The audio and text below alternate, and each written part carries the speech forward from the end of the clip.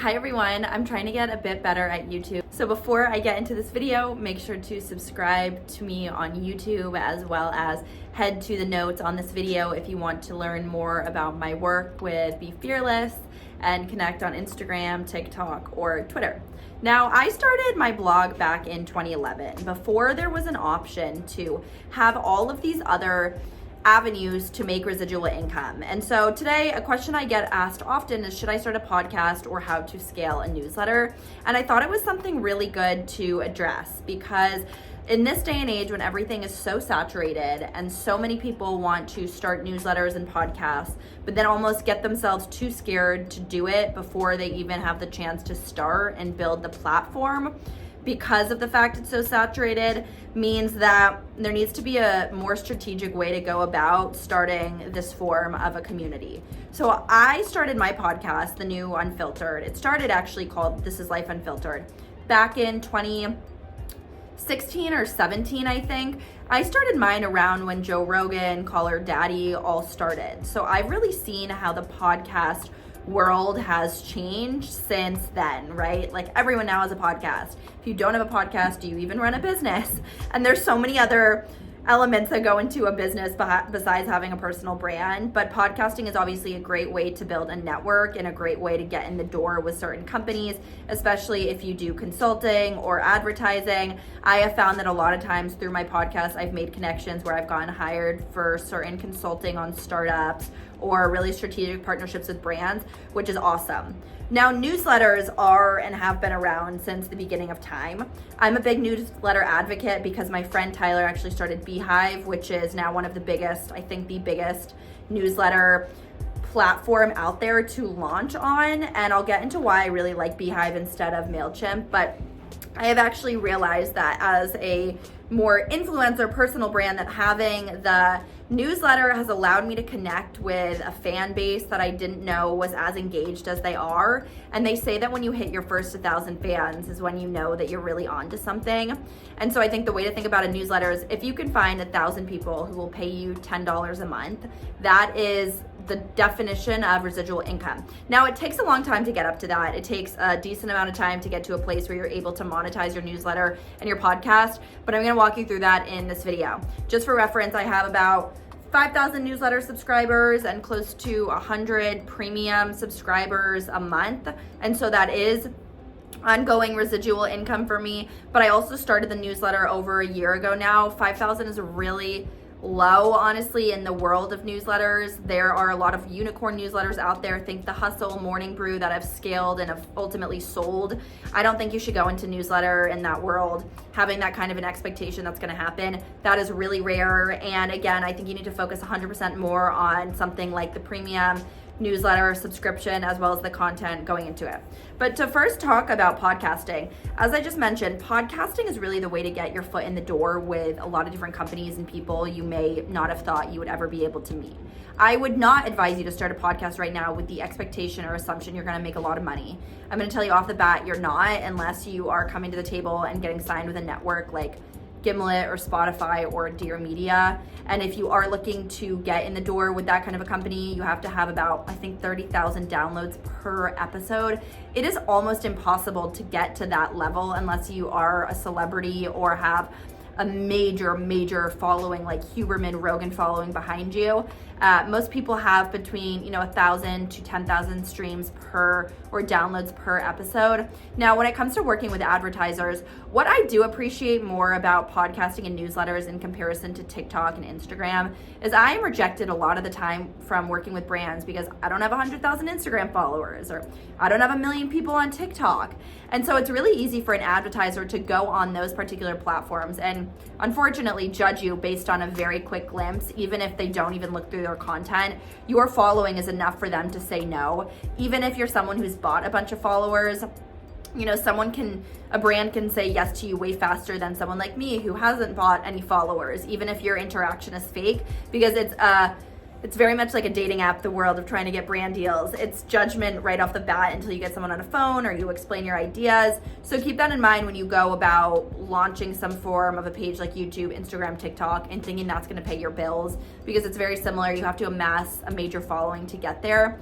That being said, newsletters and podcasts, you as the host internally are the only person who can see these numbers. And so because of that, I think it allows you to create something where you're not so focused on the numbers. You're more focused on the content and the vision and why you're actually doing it, instead of just posting stuff on TikTok or Instagram every single day to get stuff in front of people and get it out there. I find that's a way more realistic place to start when building a business, and unfortunately so many people start it in the opposite, like I'm just going to post 100 times a day and hope something gets traction, and it can and it potentially will, but with podcasting and with newsletters, there's a possible for a very long-term type of experience and engagement you may face when the other social media platforms are just fleeting.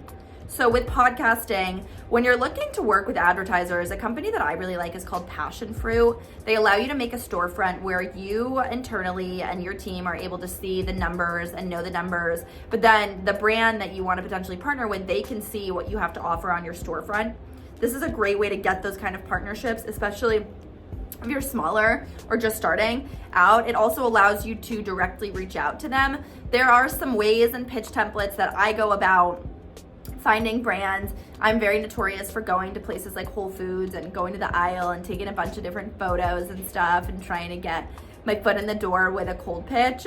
But that being said, with platforms like Social Fabric, with Passion Fruit, it's pretty easy for you to go about creating those relationships with brands. Even if they say no to you at the beginning, always go back to them within a few months. Now, when it comes to a newsletter, having a newsletter means that you are very engaged with your writing. I come from a background where I used to do a lot of freelance writing. I've written for publications like Rolling Stone, Huffington Post, Parade Magazine. I love to write. I started as a blogger. Now, if you are someone who hates interviewing people, or you are someone who hates writing, I don't understand why you would start a newsletter or a podcast. I think it is the most bizarre thing when someone's like, I hate to write, but I should have a newsletter. Or I hate hearing my own voice, but I should have a podcast.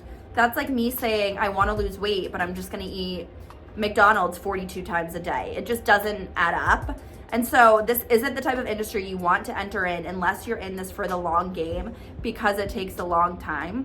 But with newsletters, once you've got the content down to a T, you know the demographic, the way to go about that is a form on your newsletter. Why I like Beehive in comparison to having done my newsletter on MailChimp for years is Beehive is set up so well for you to get paid to post, for you to also engage with your audience. There's a whole community behind Beehive that I really enjoy, which is on their Slack channel. I frequently go on and message people who introduce themselves in the group and say, do you want to subscribe to each other's newsletters and things like that? And that's a really easy way to get new traction for your newsletter and also have really engaged openers. When it comes to newsletters, the three main points that advertisers want to see is the open rate, the click-through rate. A lot of newsletters always have a high open rate. So if you are someone who's like, oh my God, my open rate is 90% and you have 100 subscribers, it's not super unlikely to have that open rate. Most people just open the email, even if they don't skim through it. What you really want to focus on with your newsletter analytics is that click-through rate. Those are the people that are going through, that are clicking the links that you put in there, that are going to be potentially buying the products that you're trying to sell. And so if you're working with an advertiser, it's very common for them to say, this is what I want to know when it comes to your click-through rate, because they want to know what the ROI is. I always like to say when I'm working with a brand, look, if you're partnering with me, I cannot confirm anyone's going to buy your product. I can never confirm that I'm going to give you 100,000 new followers. What I can confirm is it's brand awareness. What I can confirm is that you're going to be able to use the content, if it's worked out in the deal, that I'm using on your social media or use as an ad or whatnot. So, there's a mutual benefit to this collaboration. It's not just all of the expectation being on me. I've had partnerships with brands where unfortunately, a brand expected to get 100 sales from one pair of socks or something like that, and then they're disappointed.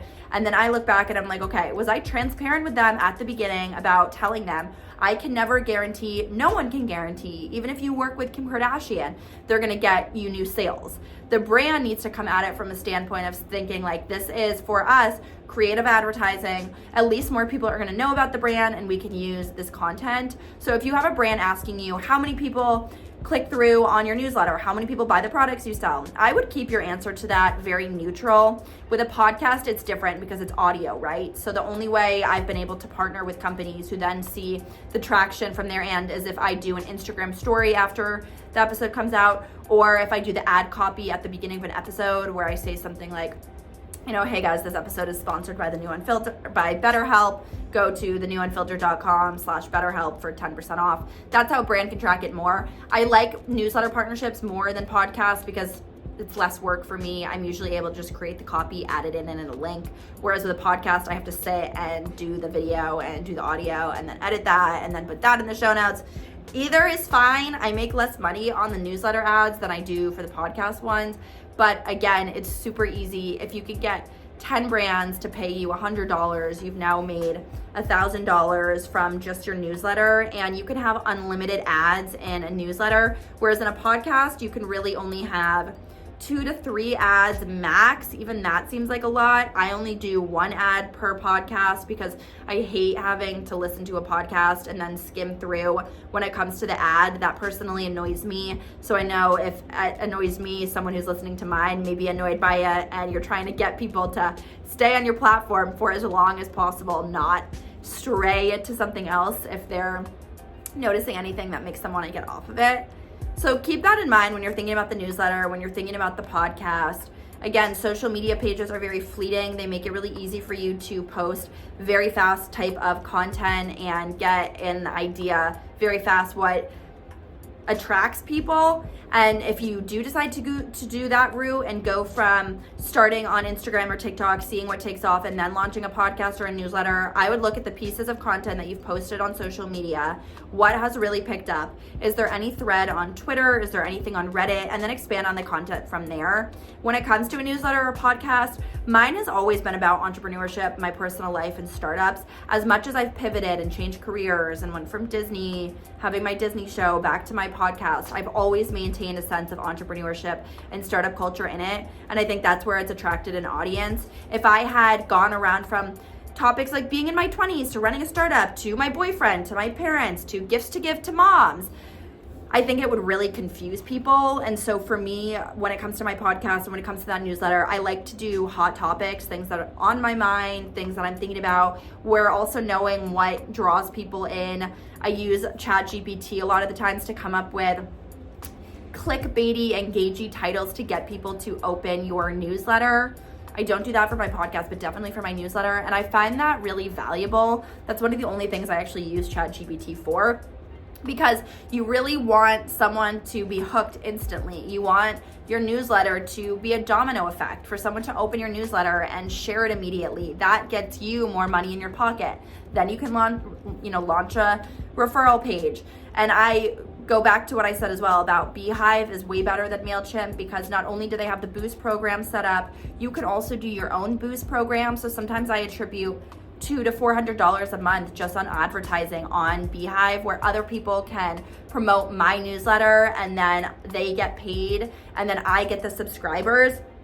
Beehive also has a really great platform to do that, where they do the vetting process to make sure you're not getting fake people subscribing to your newsletter. So you're getting high quality people who are subscribing. You're buying their interest, but they're staying on because they're interested. It's not like somebody who's scrolling through your TikTok, sees a video, follows you, and then maybe unfollows you. With newsletters and with podcasts, you're really able to scale what I think more of a premium community. Whereas when I post this video or when I post a video on TikTok, I'm not necessarily getting paid by one person in particular. I'm getting paid by the platform if it gets a lot of views, but that means that someone may not come right back to my page, right?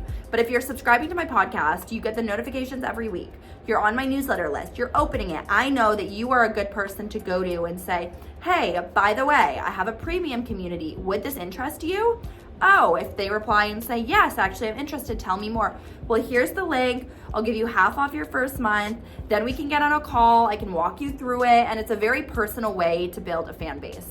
These other platforms don't allow you to necessarily build as strong of a fan base where you can also monetize off of them, whereas you can do that on a newsletter and a podcast.